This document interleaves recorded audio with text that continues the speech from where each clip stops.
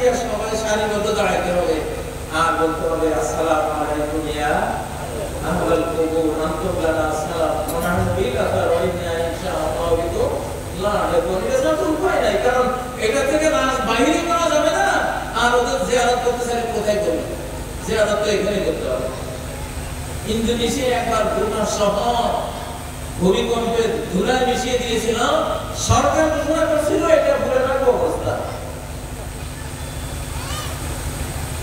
একটু এদিকে যাই আছে, শুনবেন? দরকার আছে? কে কে মনে করেন কোনো দরকার নাই? বিল্ডিং দিয়ে ওয়াজ করার দরকার আছে কিনা? ভাই ভূমিকম্পে তো মানুষ মারা যায়, মানুষ মারে তোমার বানানো, তোমার মূর্খতা বসে, অজ্ঞতা বসে, নাদানি বসে, কমন সেন্সহীনতা এই বসে তুমি যে মাটির উপরে 10, 20, 50, 100, 200 ডলার বানিয়েছো, তোমার ওই বিল্ডিং হলো মানব কিলার, হিউম্যান কিলার, ঠিক না? ভূমিকম্পে তো মানুষ মারে না, কাবুলি দিয়ে চলে গেছে, ঠিক না? ঠিক। এটা যদি সনের ঘর হয়তো, টিনের ঘর হয়তো, তাহলে এটা তো গায়ে ভাঙি পড়ার মতো কিছু নাই, এটা কাজ হয়ে যেত। এই জন্য নবীজি সাল্লাল্লাহু আলাইহি ওয়াসাল্লাম, এটা বুখারী মুসলিমের হাদিসে জিবরাইল নামে বিখ্যাত একটা হাদিস, একটা বিস্ময়কর কথা নবীজি বলে গেছেন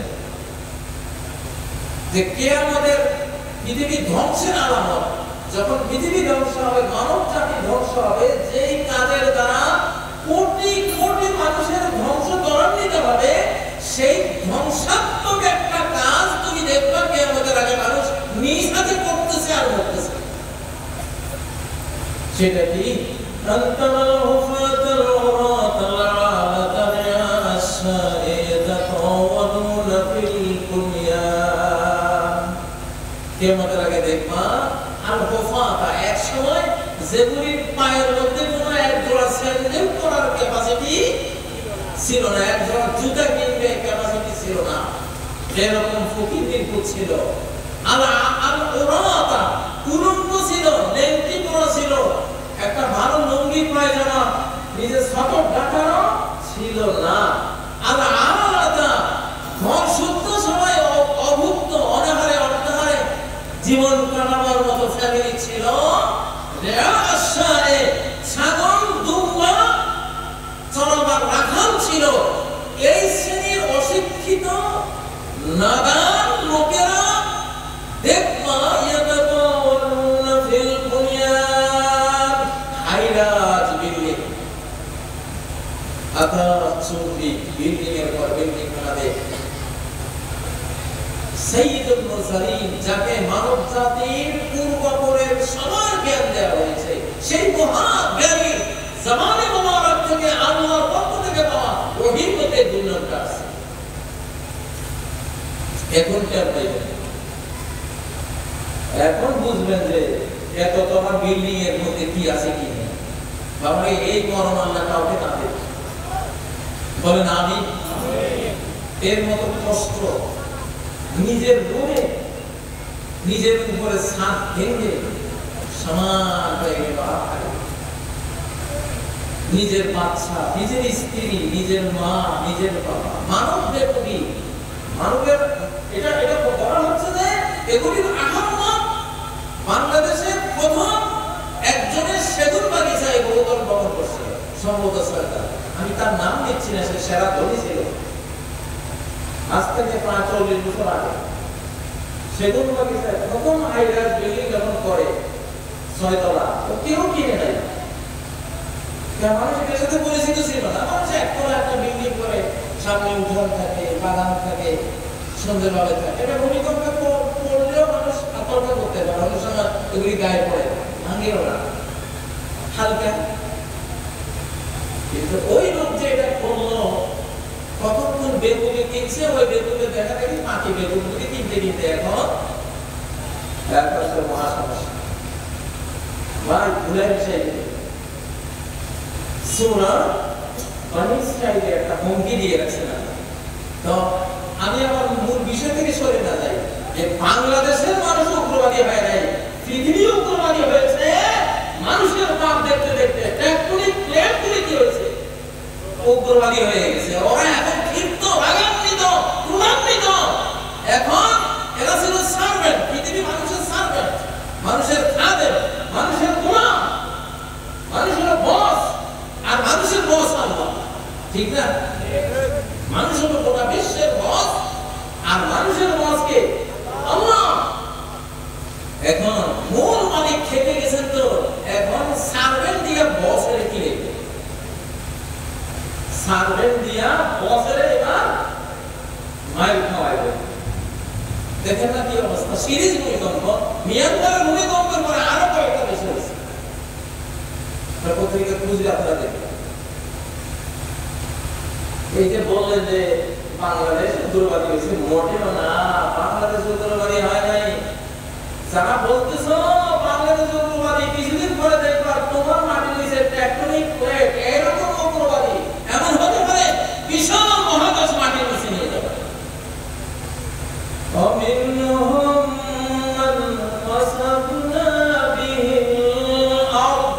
কত পাপী পাপী জাতি, অপরাধী জাতি, ক্রিমিনাল জাতি, স্রষ্টা বিরোধী, সৃষ্টি ধ্বংসকারী জাতিকে আমি মাটির নিচে তলিয়ে দিয়েছি। মাটি ক্ষিপ্ত হয়ে খেপে গিয়ে তাকে নিজের নিচে তলিয়ে গিরে খেয়ে ফেলেছে। আল্লাহ যখন মানুষের সীমা লঙ্ঘন অতিরিক্ত হওয়া দেখেন, তখন সৃষ্টিকে মানুষের বিরুদ্ধে লাগিয়ে দেন। নূহ আলাইহিস সালামের সময় পানিরা ক্ষিপ্ত হয়েছিল। নূহ আলাইহিস সালামের সময় উগ্রবাদী হয়েছিল কে? পানি। হ্যাঁ,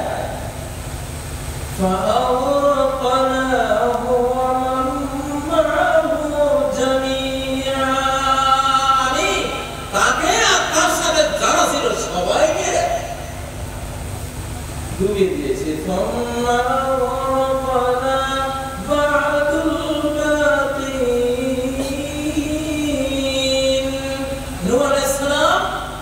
ভালো ছিল, শান্তশিষ্ট দাওয়াতি কাজ করতেছিল, কিন্তু পানি রাশি, জলরাশি এত উত্তপ্ত, এত ক্ষিপ্ত, রাগান্বিত, ক্রোধান্বিত হয়েছিল যে মহা ফ্লাডের রূপ নিয়ে গোটা জাতিকে, নূহ আলাইহিস সালামের সাথে 70-80 জন ছাড়া গোটা মানব জাতিকে মেরে দিয়েছে।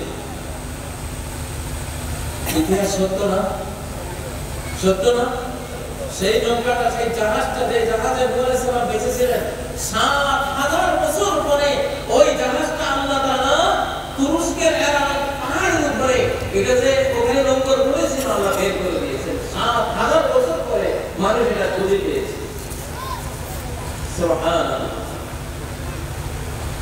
তাহলে ভাই, এখন উগ্রবাদী হবে অনেক কিছু।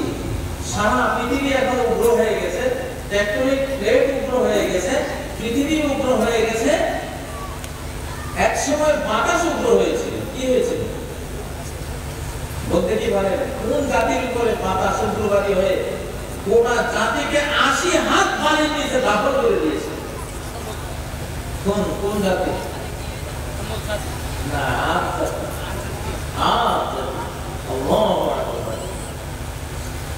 فَأَرْسَلْنَا عَلَيْهِمْ رِيحًا صَرْصَرًا।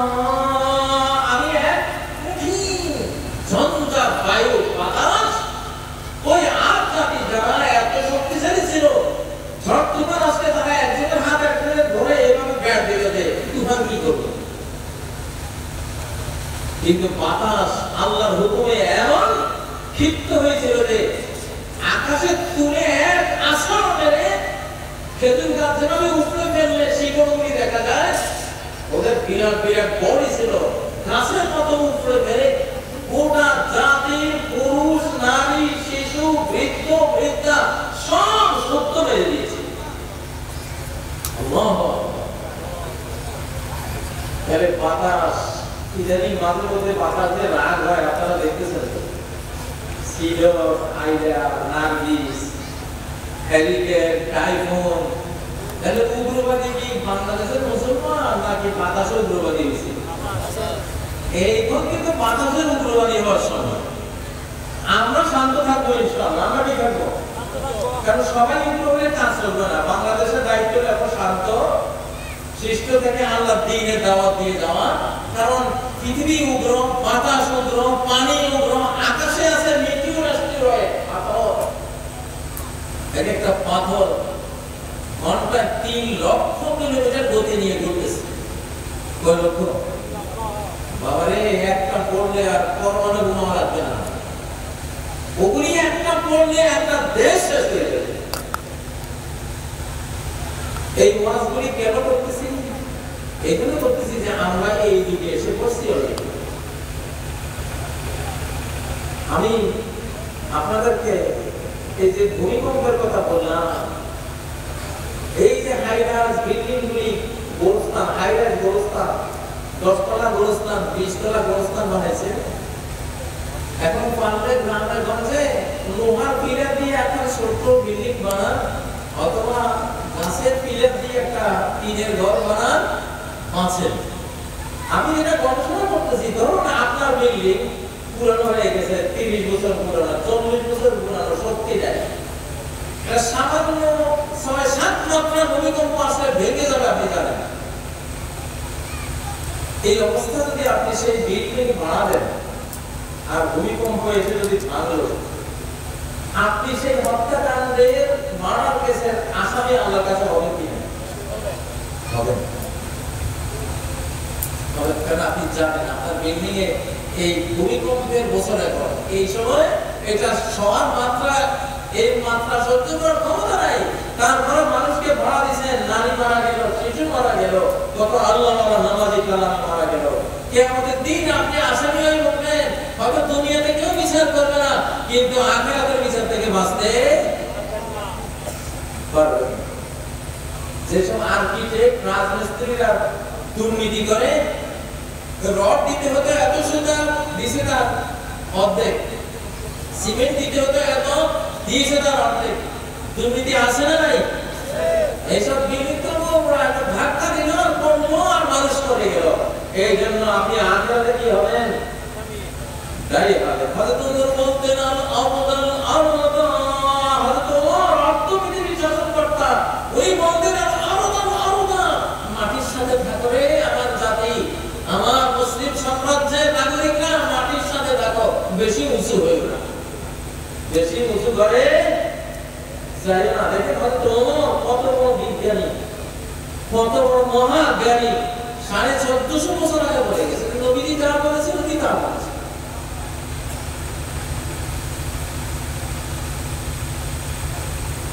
আমি এখন খুব টেনশনে আছি যে আমার লার্নের পোলাপান কে কোন হাইরাইজ বিল্ডিং এ পড়াশোনা করতেছে, কোথায় আছে। বিশ্বাস করুন প্রত্যেক রাত একটা টেনশন আছে, সকাল পর্যন্ত কি সম্ভব বের হয়। তো এই যুগটা কিন্তু সেই যুগ, সেই জামানায় আমরা এসে গেছি প্রিয় বন্ধুরা। এখন পৃথিবী ক্ষিপ্ত হবে, সাগর মহাসাগর ক্ষিপ্ত হবে, বাতাস বায়ুমণ্ডল ক্ষিপ্ত হবে, টেকটনিক প্লেট ক্ষিপ্ত হবে, সৃষ্টি জগৎ ক্ষিপ্ত হয়ে রিহান হামরা আওয়াসমান ওয়াজফান ওয়াসফান ওয়া আয়াতিন তাতাবা, পাথররা ক্ষিপ্ত হয়ে তোমার উপর বর্ষিত হবে, বেচাকার করে দেবে। অগ্নি বায়ু, আগুনের বাতাস, সৌর ঝড়, মহাকাশ থেকে সৌর ঝড় আসবে, বেচাকার আসবে। তো বাঁচার উপায় আছে একটা, ধর্মের দুর্গের মধ্যে ঢোকা। ইসলাম একটা দুর্গ, কোরআন একটা দুর্গ, হেফাজতি দুর্গ। এই দুর্গের ভেতরে প্রবেশ করা, ইসলামের দুর্গে প্রবেশ করা। আজকে যারা বলতেছে বাংলাদেশ উগ্রবাদী, মৌলবাদী, এটা সেটা, আমি লিখে রাখেন, আর কয়েক বছরের মধ্যে তারা বাংলাদেশের চেয়েও বড় মৌলবাদী হয়ে যাবে ইনশাআল্লাহ। আমরা কি ইসলাম চাই? আমরা কি ইসলাম কায়েম করতে চাই? যারা আজকে ইসলাম শুনলে আত্মধে আমাদের চেয়েও বেশি মুসলমান হয়ে যাবে ইনশাআল্লাহ। খেলার নাম কি? ভাইরে, মায়ের খেলে ফেরাউন ঠিক হয়েছে, ঠিক হয়েছিল কিন্তু কাজে আসে নাই। ঠিক না বেঠিক? সূরা দুখানের 10 নম্বর আয়াত থেকে আল্লাহ তাআলা একটা বিবরণ দিয়েছেন যে আমি যখন আসমানের মাইকটা দেব সবার আগে বেঈমানরাই বেনাবে। যে পত্রপত্রিকা আজকে লিখতেছো বাংলাদেশে গ্লোবালি, ইনশাআল্লাহ আমি প্রেডিকশন দিলাম, ভবিষ্যৎবাণী একটা দিলাম, তোমরা আগামী দিনগুলোতে আসমান জমিনের মার খাইয়া বাংলাদেশের মুসলমানরা বড় মুসলমান হবে ইনশাআল্লাহ। রব্বানা কাশিফ আন্নাল আযাব ইন্না মুমিনুন। ও রব, খ্রিস্টানরা বলবে, ইহুদিরা বলবে, হিন্দুরা বলবে, বৌদ্ধরা বলবে, ও রব, রব্বানা, ও আপনি আমাদের রব। আল্লাহ বলবে কোনো দেবতা দেবতা এখন আর মানতে দিবে না। এখন আর কোনো শিব নারায়ণ হাবিজাবি এগুলি ভাব, ও যিশু কৃষ্ণ ওটা সেটা চন্দ্র সূর্য না পুজো করে সব ভাব, আপনি আমাদের রব। আল্লাহ তাআলা পারেন কিনা? উনি চাইলে পারেন কিনা? আসতেছে ভাই, সে মায়ের সঙ্গে যারা বলতেছে এখন বাংলাদেশের তুলনা করতেছে, তোমরাই বেশি মৌলবাদী হইবে ইনশাআল্লাহ। রব্বানা কাশিফ আন্নাল আযাব, হে আমাদের রব, আপনি আমাদের স্রষ্টা, আপনি আমাদের লালন-পালনকর্তা, আপনি জীবনদাতা, মরণদাতা। কাফেররা বেঈমানরা এই রব বলে রব্বানা বলে চিৎকার দিবে আর বলবে কাশিফ আন্নাল আযাব, আযাব তুলে নাও, ও রব আযাবটা তুলে নাও, ইন্না মুমিনুন। সবাই বলেছে, সবাই কি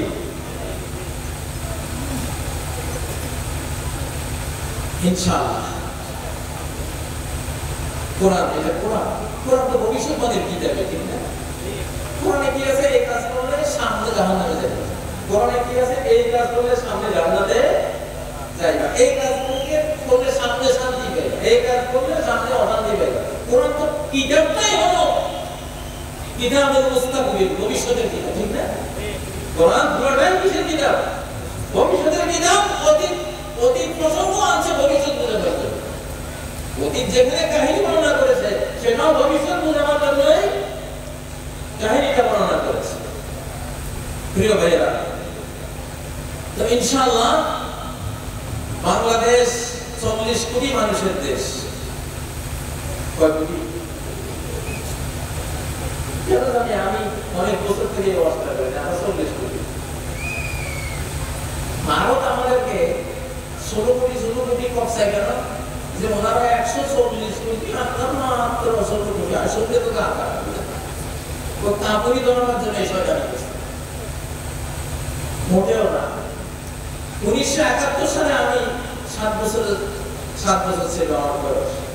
71-এ পশ্চিম পাকিস্তানের জনসংখ্যা ছিল 5 কোটি। ওদের তো কম হয়, গরম দেশ, সন্তান এত বেশি হয় না। তারপরে ওরা ছিল 5 কোটি। 2025-এ তারা এখন 25 কোটি পার হয়েছে। 5 কোটি যদি 25 কোটি হয়, তাহলে 71-এ আমরা ছিলাম 7.5 কোটি। বাংলাদেশ ছিল কত? 71-এর 5 কোটি যদি এখন 25 কোটি হয়, 7.5 কোটি এখন কত হয়েছে? শোনাই স্যার কত? হুজুররা রাষ্ট্রটা আছে না, 7.5 কোটি, 5 কোটি যদি 25 কোটি হয় 2025-এ এসে, তাহলে 71 থেকে 7.5 কোটি 35 পার হয়েছে। তো আমার বিশ্বাস 35-এর বেশি, ধরেন 40-এর কাছে, আমরা 40 কোটি ইনশাআল্লাহ।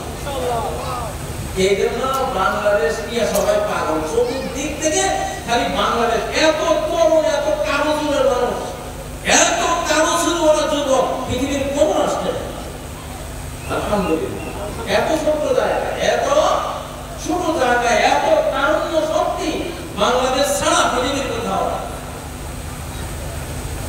এখন মানব সংকট চলছে বিশ্বে, এই জন্য বিশ্বের সারা বিশ্বের নজর বাংলাদেশ। আলহামদুলিল্লাহ, বাংলাদেশ এগিয়ে যাবে। আমরা চাই বাংলাদেশ ইসলামের একটা মডেল দেবে। সেই মডেলটা হবে স্নেহ, দয়া, মায়া, মায়া ভরা বাংলাদেশ ইনশাআল্লাহ। ঠিক না? এই দেশে কোনো উগ্রবাদ নাই। আমি বারবার বলেছি, এখন আমরা ঠান্ডা, খুব ঠান্ডা, কারণ এখন উগ্রবাদী মানে সৃষ্টি করতে, ওরা মারবে, অপরাধীদেরকে মারবে। আল্লাহ হুকুমে তারা এখন অ্যাকশনে আছে পুরো। তো এজন্য বাংলাদেশকে কেউ দুর্নাম দিলে আপনারা জবাব দেবেন, প্রপাগান্ডার জবাব দেবেন, আল্লাহ তাআলা তৌফিক দেন। আমাদের বিরুদ্ধে বহু প্রপাগান্ডা চলছে বিশ্বব্যাপী। আমি 10টা মাত্র শেষ করব, 10টা ছবি করা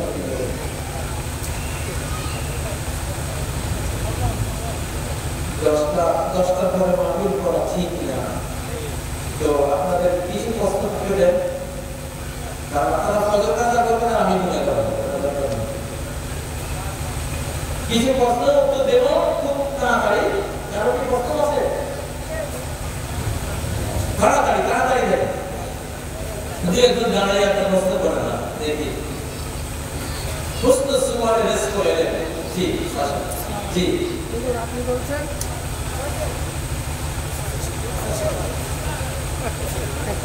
আপনি বলছেন একটা কাঠা মারলে, এক বালতি মারলে 100 নাকি 100 নাকি। এটা হাদিস রাসূল বলেছেন। এখন আমাদের প্রিয় নবী হযরত মুহাম্মদ সাল্লাল্লাহু আলাইহি ওয়াসাল্লাম যখন হেরা পর্বতের গুহায় গেছিল, টিকটিকি নাকি টিকটিক করছিল, একটা টিকটিকি মারলে 6 লক্ষ সওয়াব হবে। না, টিকটিকি ওটা টিকটিকি আর কাকড়া এক না। টিকটিকি মিলিয়ন টাইপের, কাকড়া হচ্ছে একটু লম্বাটে, যেটা মানুষ দেখে দৌড় মারে, আপনার দেখে দৌড়টা সব লাল হয়ে যায়, এই ওইটা হচ্ছে কাকড়া। আমার অন্য কারণ আকাশ তো ইব্রাহিম আলাইহিস সালামের বিরুদ্ধে করছিল, কিন্তু টিকটিকি তো রাসূল সাল্লাল্লাহু আলাইহি ওয়াসাল্লামের বিরুদ্ধে করছে, কারণ ওই টিকটিকি মারলে 6 লক্ষ সওয়াব হবে।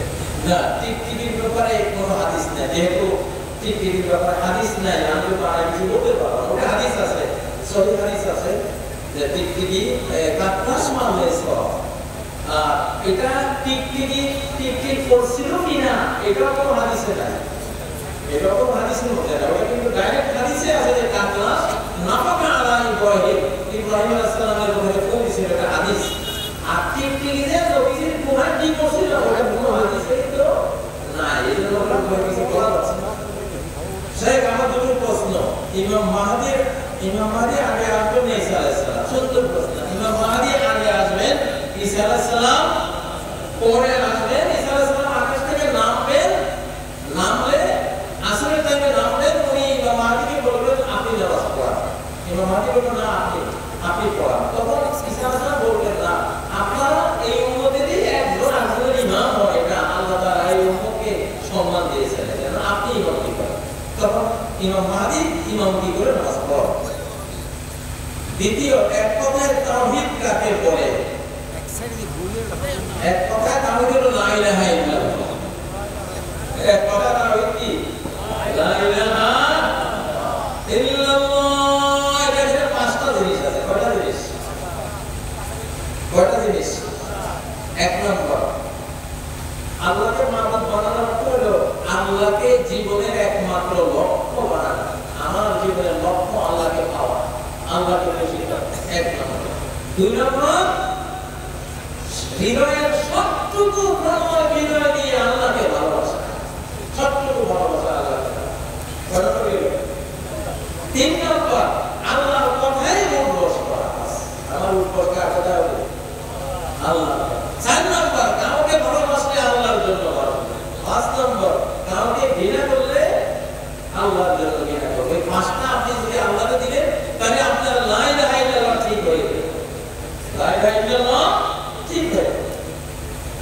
সালাম ফিরানোর পরে সংক্ষিপ্ত শুনে বেজারের রাস্তা দিয়ে না, এগুলি টুকটাক মাসালা ইমাম সাহেবের সাথে কেউ জিজ্ঞাসা করি না। এখন আমরা জাতীয় ঐক্য চাই, সব আলেমদের ঐক্য চাই, ছাত্র জনতা সেনা সরকার ঐক্য চাই, ঠিক না? ঐক্য চাই। কুসরে কাছে এগুলি যেগুলি অনৈক্য তৈরি হতে পারে, এগুলি এখন আমরা কোনো বক্তৃতা আনতে চাইলে আপনি গোপনে আপনি কানে কানে জেনে জিজ্ঞাসা করবেন, ইনশাআল্লাহ কানে কানে জিজ্ঞাসা করে জানবেন। অবৈধ দখলদার রাষ্ট্রে ইসরায়েলের ভবিষ্যৎ কোন পর্যায়ে থাকবে? সময় আর বেশি নাই, সময় আর বেশি নাই, আর বেশি কিছু কইলাম না। বাংলাদেশকে ইসলামী রাষ্ট্র হিসেবে তৈরি করতে আমাদের করণীয় কি? তোমরা ঠান্ডা ভাবে ব্যাপক কাজ করো, আর আল্লাহ গরম গরম হবে এবং সাগরকে খাবার দেবে, পৃথিবীকে খাবার দেবে, মিটিউর অ্যাস্টেরয়েডকে খাবার দেবে, সন্ধ্যা বার্তাকে খেপিয়ে দিবে, ক্লাইমেটকে খেপিয়ে দিবে, মাইগ্রেন সবে সব রব্বানা রব্বানা করবে ইনশাআল্লাহ। আসমানের মার, কার মার? আল্লাহর মার। ডাইরেক্ট স্রষ্টার মায়ের চলে রব্বানাকে সব তোমাদের পায়ে উঠে আসে করবো বা আল্লাহ চরণ ধরে আসে করবে ইনশাআল্লাহ। আল্লাহ হেদায়েত করবে মানুষকে। বিশ্বের কোথায় ইসলামী রাষ্ট্র বর্তমান রয়েছে? আফগানিস্তানে তো তারা চেষ্টা করতেছে, ইনশাআল্লাহ চেষ্টা করছে। পৃথিবীর মালয়েশিয়া একটা ছোট্ট কাছে তারা ইসলাম শরিয়া দূর হয়ে চলে। আফ্রিকা মহাদেশে আছে, বিভিন্ন জায়গায় আছে, ছোট ছোট এরিয়া আছে। সামনে ইনশাআল্লাহ বিশ্বব্যাপী যেটা আসবে। আমার মায়ের বয়স ৭৫ বছর। উনি মানসিক অসুস্থতার কারণে রোজা রাখতে পারেননি। সমাধান মানসিক অসুস্থতা, কোনো খেয়াল কিছু ওনার মনে থাকে না, খেয়াল থাকে না। যদি খেয়াল দেওয়া না থাকে মানসিক অসুস্থ, তাহলে তো ওনার উপরে কোনো খরচ নাই, ওনার জন্য বেরিয়েও লাগবে না। কিছু মনে থাকে না, স্মরণ নাই, কিছু বুঝে না, বেবুঝা হয়ে গেছে। এই বয়সে পৌঁছে গেলে তখন আর বেরিয়েও লাগে না। কিন্তু যদি সব বুঝেন, মানসিকভাবে সুস্থ আছেন কিন্তু শরীরে শক্তি নাই, তখন আমরা বলেছে আমার জ্ঞান আমি মারিবার কেউ অসুস্থ হয় আমার সময় মুসাফির হয় ফাইদা তো মিলাইয়ারে ওপার, সে অন্য সময়ে কাজা করবে। আর যদি বেশি দুর্বল হয় সেদিকে তো তোলা মুশকিল, তাহলে এক মিসকিনকে কি দিবে? খাবার দিলে 2 কেজি 2.5 কেজি চাল দিলে হয়ে যাবে। খাবার তাতাওয়া খায়রান ফাহুয়া খায়রুন লাহ। কেউ যদি 2 মিসকিনকে খাওয়ায়, আল্লাহ বলছেন ডাইরেক্ট সূরা আল-বাকারা 184 নম্বর আয়াত, যদি 2 জনকে খাওয়ায় আরো ভালো। এক রোজা সমান 1 মিসকিন, মানে 2 2.5 কেজি। আমি যদি 5 কেজি করি তার বিশেষ নাই, কি নাই? ওরা নিজেই বলছে এটা আরো ভালো, আরো ভালো। দারিদ্র বিমোচন হলে আপনি সওয়াব পাবেন। মুসাফিরের সালাতের উপর, মুসাফির হলে সে সুবহ 2 রাকাত, আসর 2 রাকাত, মাগরিব 3 রাকাতে পড়বে, এশা 2 রাকাত, বিকেলটা পড়বে, ফজর 2 রাকাত, সুন্নত 2 রাকাত ফরজ। আর ইমামের পিছনে যে ইমাম মুকিম হয়ে আপনাকে পুরো পড়তে হবে। ইমাম যদি পুরো পড়ে আপনাকে পুরো পড়তে হবে ইনশাআল্লাহ। যদি কোনো ব্যভিচারকারী, নেশাকারী, সুদখোর যদি আল্লাহর কাছে খাস দিয়ে তওবা করে, তাহলে কি আল্লাহ ক্ষমা করবেন? অবশ্যই অবশ্যই আল্লাহ তাআলা ক্ষমা করবেন। কিন্তু সুদখোর বান্দাভাব যে খেয়েছে, টাকা খেয়েছে, তাদের টাকাটা ফেরত দিতে হবে। তাদেরকে খুঁজে না পেলে তাদের নামে সরকার করে দিতে হবে, নাহলে আবার কিয়ামতের দিন তারা হবে যে আমরা পাবো না। মেয়েদের ফিতনা থেকে ও মোবাইলের ফিতনা থেকে কিভাবে রক্ষা পেতে পারি? মেয়েদের ফিতনা থেকে এই জামানায় বয়স করে একটা পরিবার বড় উচিত। তরুণদের সামর্থ্য পেলে তারা একটা পরিবার গড়ে, বিবাহ বন্ধনে আবদ্ধ করে নিজেকে সেভ রাখে। নবী সাল্লাল্লাহু আলাইহি ওয়াসাল্লাম এটাই পরামর্শ দিয়েছেন। তো কেরালা, ভারতের একটা মুসলিম রাজ্য আছে কেরালা, এখানে 16-17 বছর হলে সাথে সাথে বিয়ে করা যায় ছেলেদের। 16-17 বছর হলে বিয়ে করে কেরালায়, আমাদের পার্শ্ববর্তী ভারতের একটা মুসলিম দেশ। এটা সুন্নাহ নবীর ইশারায়। আগামী নির্বাচনে ইসলামের বিজয়ের সম্ভাবনা কতটুকু?